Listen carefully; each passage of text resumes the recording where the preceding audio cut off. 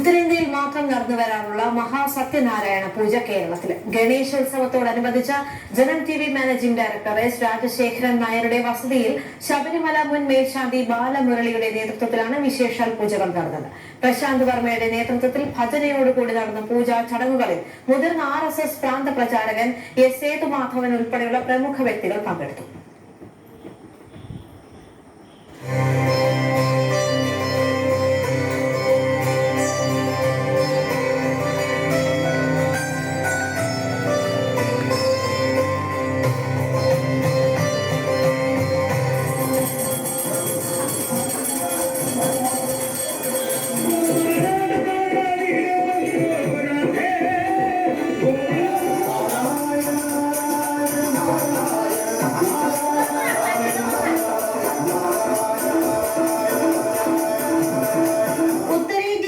ഗൗഡസരസ്വത ബ്രാഹ്മണർ നടത്തി വരുന്ന വിശേഷാൽ പൂജാ ചടങ്ങാണ് സത്യനാരായണ പൂജ.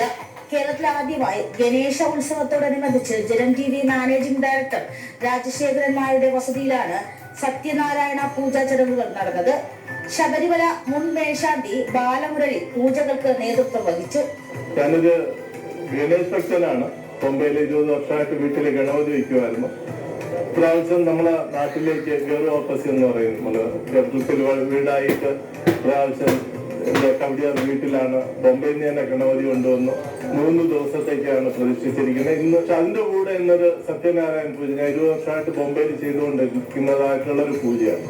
ആ ബോംബെയിൽ എന്റെ സ്ഥാപനങ്ങളിൽ ജോലി എല്ലാവരും ഒന്നിച്ച ഒരു കുടുംബമായിട്ട് ഈ പൂജയിൽ പങ്കെടുക്കും. ഞങ്ങളെല്ലാം ഒന്നിച്ച് ഭക്ഷണം കഴിക്കും. ഒന്നിച്ചിട്ട് അങ്ങോട്ടും ഇങ്ങോട്ടും കാര്യങ്ങളും വിശേഷങ്ങളും കേട്ട് വളരെ സന്തോഷത്തോടുകൂടി മനസ്സും വയറും നിറഞ്ഞു പോകുന്ന ഒരു പൂജയാണ് സത്യനാരായണ പൂജ.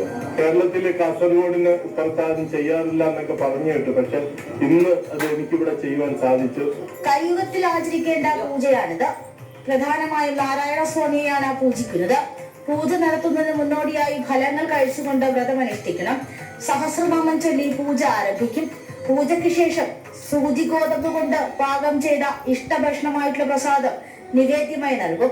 സത്യനാരായണ പൂജയിലൂടെ അനുഗ്രഹം നേടാൻ സമൂഹത്തിലെ നാനാ മേഖലകളിൽ നിന്നുള്ള പ്രമുഖർ ഉൾപ്പെടെയുള്ളവർ പൂജയിൽ പങ്കെടുത്തു.